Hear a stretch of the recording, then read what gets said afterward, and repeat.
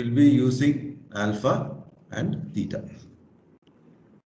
Okay, so now if you look at this triangle,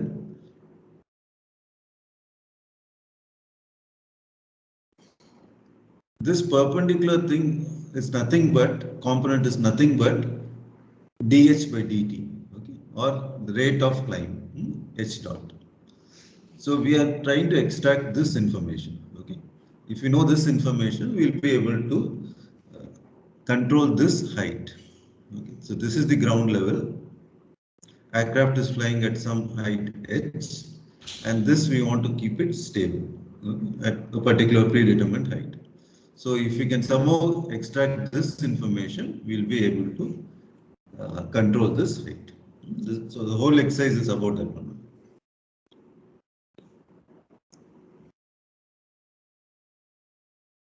Now if you look at these modes, this Fugard mode has this characteristics where you consider that alpha is constant. Reason and all we will see in the flight dynamics. And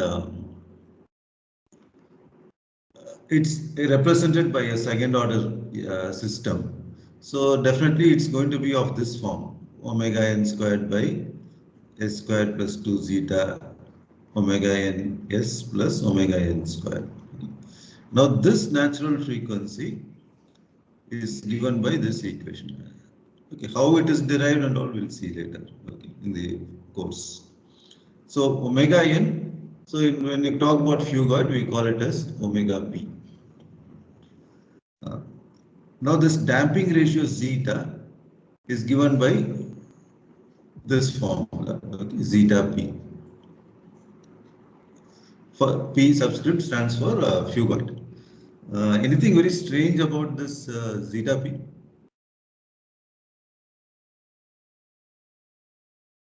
As an aero engineer, you feel uncomfortable with this equation?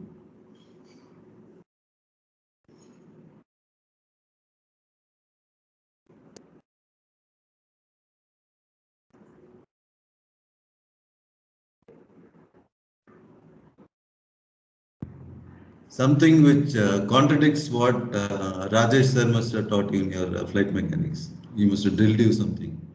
Something is very important. And, So this is in terms of aerodynamic efficiency. it is inverse of it, okay? Yes, sir.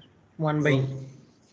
So what you would like as an aero engineer is CL by CD should be as high as possible. But what really happens is this reduces zeta p, Fugard. Okay. So more aerodynamically efficient the aircraft, less stable it's going to be for the Fugard mode. Why it is again, it's something we'll explore later. Right now, just take all these things on face value. We'll derive all these things subsequently. So short period again is represented by a second order system. Here we consider the velocity u as constant. It's just matter of details, but what is important is this omega short period, because it's second order system, is given by this formula. So you'll have all these derivatives coming, okay, stability derivatives. And this is the moment of inertia about y-axis, because the aircraft is pitching up or down about the y-axis. So you have another stability derivative, mq. So you're just dealing with two stability derivatives, mq and mw. Okay. So this is how you represent these two modes in longitudinal motion of the aircraft. So both are second order system. Finally, you will have a fourth order. The characteristic, if you look at the denominator, the characteristic equation is going to be denominator equal to 0 will be a fourth order equation. 2 plus 2, okay. So that's how we get the fourth order equation. In control systems, JC sir must have taught you about state space, right? So what's the general form of state space, Sanjay? How do you represent state space? Sir, x dot is equal to ax Yeah, plus b. very good. X dot is equal to ax plus bu. Okay. So x is representing the state variables, and what is u? Sir, state variables. No, u. This u. U. Bu. What is bu? So u is nothing but the input. Okay. Okay.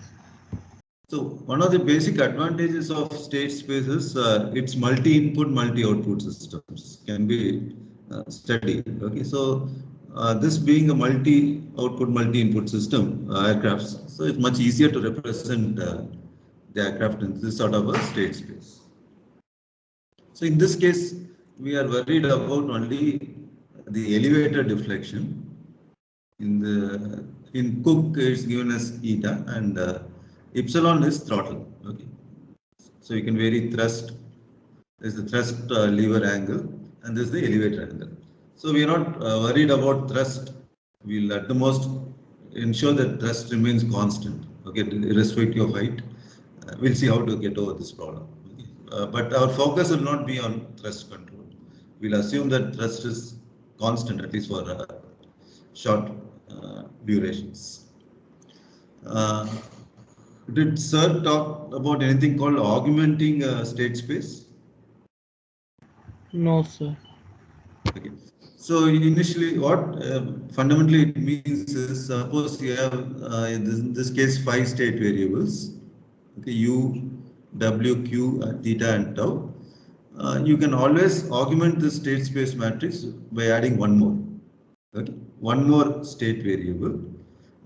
In our case, we would like to have h dot or h as a state variable because we are interested in height. So we can, and h dot would depend on this equation. Don't worry about it. All I'm trying to say is h dot also can be added. H can also be added as a state variable. The general form of longitudinal equations will not have alpha. Okay, alpha is the angle of attack, but that can be easily taken care of by this expression. Alpha is equal to w by v naught. W is, so I told you, no, right? If this is the velocity vector v, this vertical component is w, and horizontal component is u. So it will be in terms of u and w, but alpha can be taken care of by this conversion. So we will be having, finally we can have alpha dot and theta dot also. So that's where our interest is for the autopilot. Okay, I'm talking about autopilot. So you can augment all these things in a state space. Then Sir must have taught you from state space to transfer function conversion. Are you remembering it? How you convert state space to transfer function? Anyone from the class? Yes, sir. He taught, but don't remember. No, it's your birthright to forget things. Don't worry. Anyway, you can go through Norman Nice. He explains very well about how you are going to do this conversion. Okay. Now, finally, we have a state space model converted to transfer function, and what we are interested is how this pitch attitude theta is going to change with elevator deflection. So theta s by eta f, yes, and I told you that numerator. So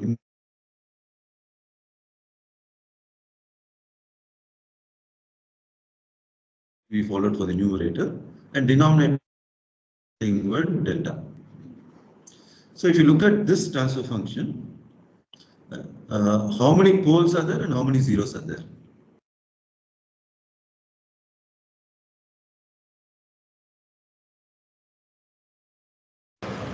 Sir, poles are 4, sir. 4. Good. And zeros? 2 zeros. Two zeros, good. So you have the poles here, and assuming it to be underdamped systems, they're going to be complex poles. And zeros are going to be simple zeros. Okay. So similarly, now you know theta of s by eta of s. Similarly, the vertical velocity w of s by eta of s can also be found out. Only thing is now the numerator has changed. So this w can easily be converted to alpha of s by eta of s. Okay, using that conversion what I told you. So only thing that will change is this numerator, which will be n alpha for eta, and denominator is going to be delta. Okay. So now you are having two transfer functions. Someone has derived this for you. And in the data book also they are given as transfer functions. So you do not really worry about it. But only thing you remember is they are going to have complex poles and zeros are simple zeros. It might be stable or unstable, we don't know at this point of time. Okay. Now we will come to the autopilot. What is required? So I told you the autopilot is going to be in the outer loop, and inner loop is going to be the flight control loop. So you have inner loop and outer loop. And for the outer loop, we are going to use a pitot static tube port, or in this case, we are going to use the static port only to measure the height information h. The inner flight control loop is called stability augmentation system, which though the name looks something complicated, it's nothing great. They use theta as a feedback element to stabilize the aircraft. So this is the overall block diagram of the autopilot loop, which we saw in the avionics class also. But now we want to go slightly into this. So you're going to have the aircraft model. To deflect so aircraft model is, I give elevator deflection as input and I look at two outputs, alpha and theta. Okay. And if I have this alpha and theta, then the kinematics will ensure that I get height information out of it. And height can be measured by the pitot static port. So you have the h measured and h reference, and this is going to give the error of h. And then it goes into a control mechanism or servo, and that servo is going to give the mechanical deflection of the elevator. Okay. Again, the servo is nothing great. Whoever has done aero modeling, you would have all seen this servos. Basically, we will use it as a first order system. Okay. So this can be used, represented as a first order system. Similarly, the pitot tube also can be represented as a first order system. Now, what it means by first order is it's going to give some lag. Okay. Some time lag is there. You give some input, it's not going to respond immediately. So it takes some time to process the information. That's why you represent it as a first order system. Now, I'll just explain this part of it.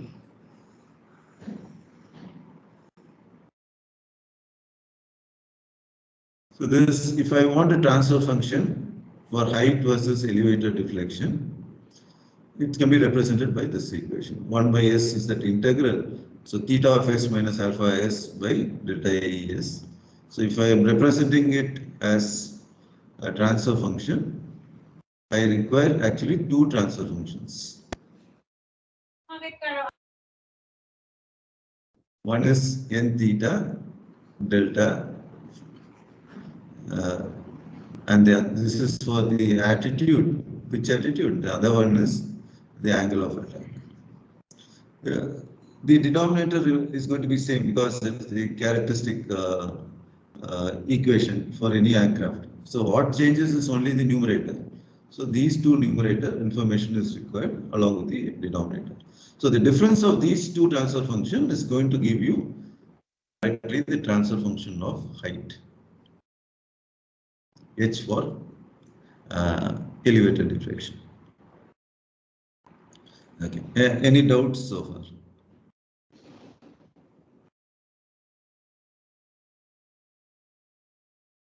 Sir, can you repeat what would this transfer function gives? What? Can you repeat this part, sir? Yeah, okay. Sir, what is h of? This transfer. Yeah. Okay. What is this transfer function? Okay, that's what was the question. Uh, what I am interested is, if I give some, I'll consider the whole aircraft as a box. If I give some elevator deflection, this is the aircraft, its state variables will change. Agreed? Any aircraft, if I give Yes. elevator deflection, it will change, right? A lot of state variables will change, U, W, Q and all. But what I am interested is two state variables, alpha and theta. Okay, why alpha and theta? Because because of this kinematic relationship, alpha and theta comes here, alpha minus theta. You integrate it, then you get H. This is what we saw in the avionics class also. In Collinson, that proof is there. Okay, why H is given by this. So now, what I am interested is, I want, as a user, I am just interested only in height. If I give an elevator deflection, how much the height will change?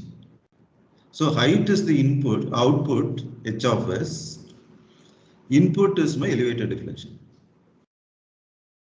So, but direct relationship is not there. I have to go through some intermediate steps, and that intermediate step is nothing but this n alpha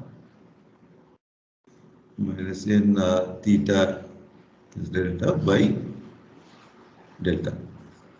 So you are basically subtracting two transfer functions. Is it making sense, Sanjay? Yes. No? So I'm just interested in height variation for elevator deflection. Okay, at a broader level, but that is not available. That information is not available to me directly. I have to take some intermediate steps. That's why I require two different transfer functions.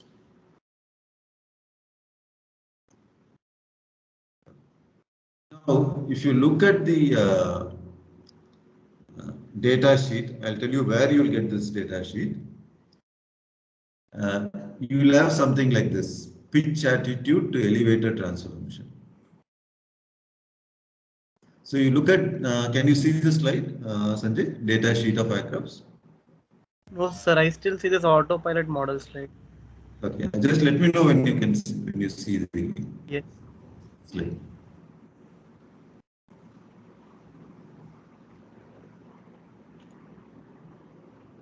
You can see, sir. Visible? Yes, sir. Yes, sir. Okay, Sanjay.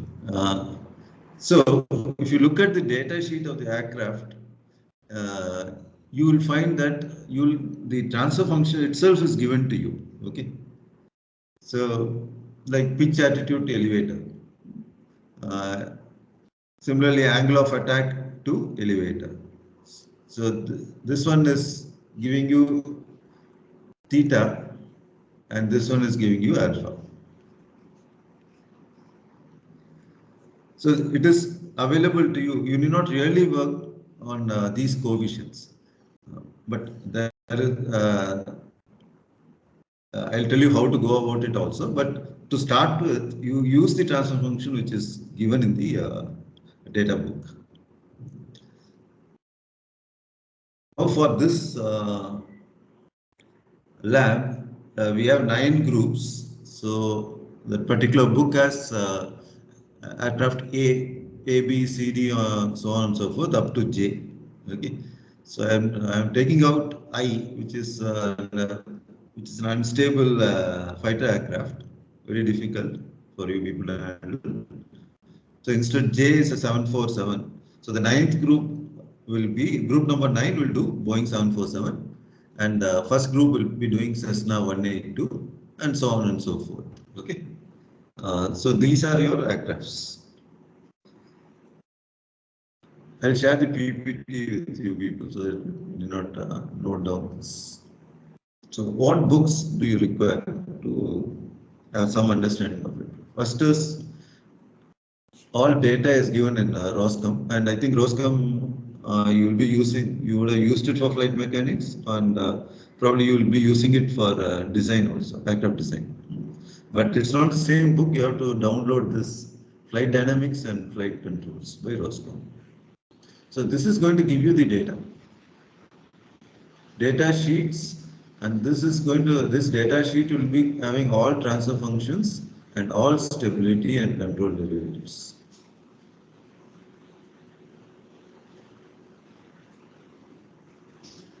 Okay. Now, flight dynamics is going to be the book we are going to use for the course, the flight dynamics and control course. This person, again, you go through the appendix, he is going to tell you how to get transfer function from stability derivative. Okay. So, it's not necessary that you should blindly copy what ROSCOM is given. You can also do the, find out what are the stability derivatives, and from that you can form the transfer function.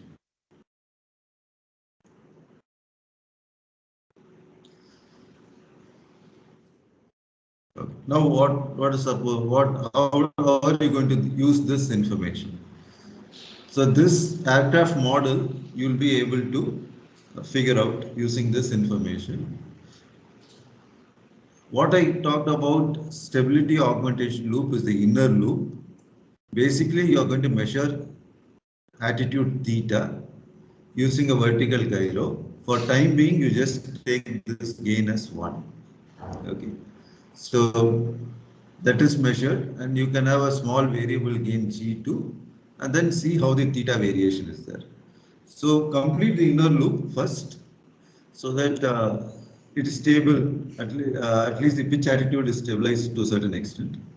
Then go for your outer loop, alpha. So here you will measure alpha and theta.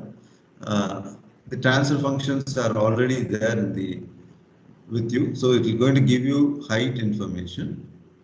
This height is measured by a pitot static system, and that will be a first order system. So this goes as an outer loop, and outer loop you'll have a PID controller. Did sir talk about PID controller? JC sir? Yes, sir. Like brief intro. Yeah. So that's the most one of the most useful controllers. Okay. What does it stand for, Sanjay, if you remember? Sir, I for integrals.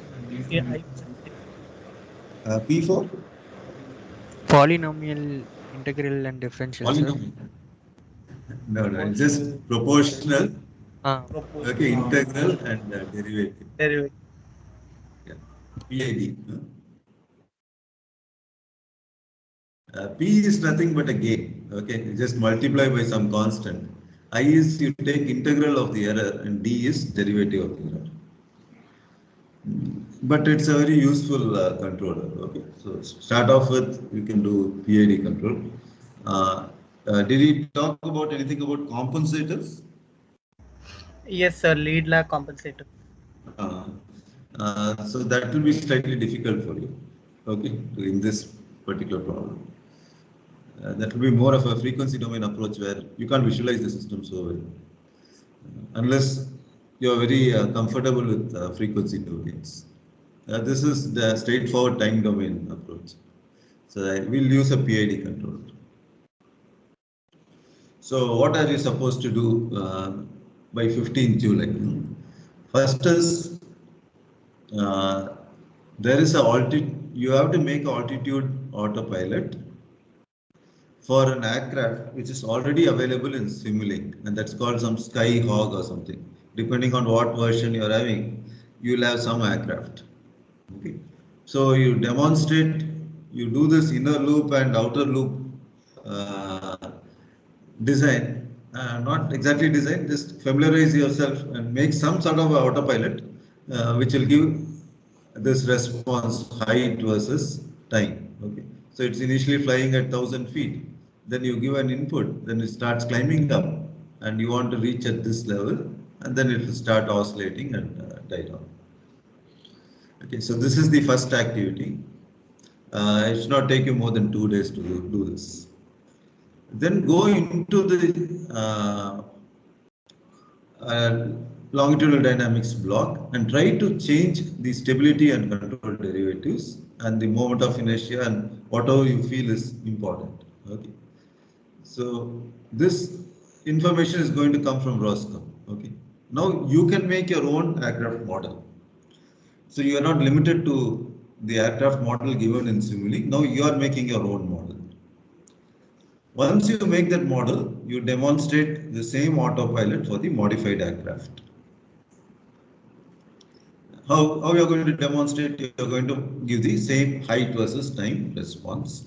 Take a step input and see how it's going to work. First shot, it's not going to be a very good experience. It will be very difficult to control the aircraft. Most of the, at least the fighter aircrafts. Okay, so nothing to get demoralized. Then slowly, the next after 15th, you start tweaking your PID controllers and all, and try to design the control system so that you get a good performance, reasonably good performance. Okay. So the screenshot looks like this. Okay. This 3 degree of freedom longitudinal modes or model for this particular aircraft called Skyhawk. Can you see this slide, Sanjay? Yes, sir. Yeah, MATLAB. This is the Simulink snapshot. Okay. So you're going to give some input, which in our case will be a step input. And this, if you look at it carefully, it's a longitudinal states. So you have all the state variables coming out. So in this case, you just take out alpha, theta, and h. Initially, you'll be just taking height alone, okay, and using it as a feedback in the outer loop, theta for the inner loop, and see how it works. Throttle setting, you can always keep it at some constant or use it as a default value and then see how it varies. You have some lot of visualization also. Okay, if you want to have a really good thing, you can have the instruments also showing you the deflection to make it look a bit more professional. Similarly, environmental models, but these are all add-ons. Okay, nothing to worry right now. So this is how you are going to start your experiment. This is the model, aircraft model. Existing model, okay, the Skyhawk. Connect one servo and represented it by a first order system. So measure theta and keep changing the numerator of this servo. Okay, that's the only gain which is available to you. So get a reasonably good performance in this stabilization loop. Then once you get that, close the outer loop, have the pitot static. Here you can now introduce the PID. Initially you start only with P, that is variable gain K. Where did you come across this variable gain K in your control system? Root locus. Root locus, good. So as you change K, the closed loop poles will go from the left half to right half, and that limiting value of K is going to tell you whether the system is going to be stable or unstable. So that is what is P. Okay, P is nothing but your gain K. Then initially make these two things 0. Okay, I and D as 0. Just play around with K. Then introduce I and D based on some logic. Okay, that logic you yourself will have to figure out. Okay, when you want to use increase I and when you want to increase D. So you do it yourself and get some response and demonstrate to us. So that's going to be your first step. Second step is you're going to go into this block, modify it. After modifying it, again you will show us the response. Okay, so these are the activities we want you people to do before 15th of July. Okay, so anything I have finished from my side, I have finished. Anything you want to ask me?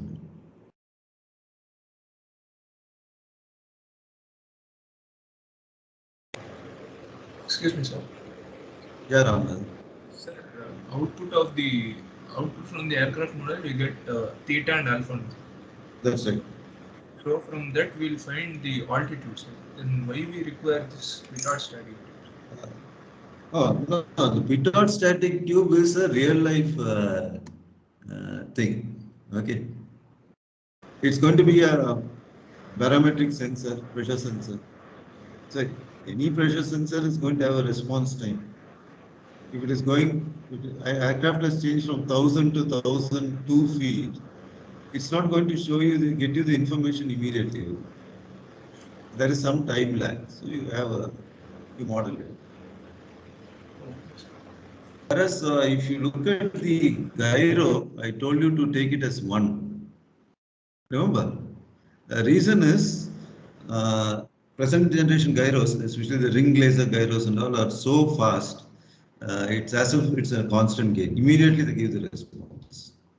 But pitot static being sort of a mechanical system where you have some bellows and all moving up and down, there is a time lag. That's why you have the first order system. Same applies to servo also, Ramanathan, because it's an electromechanical system.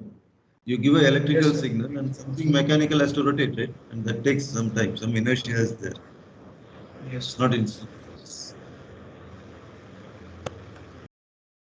Thank you, sir.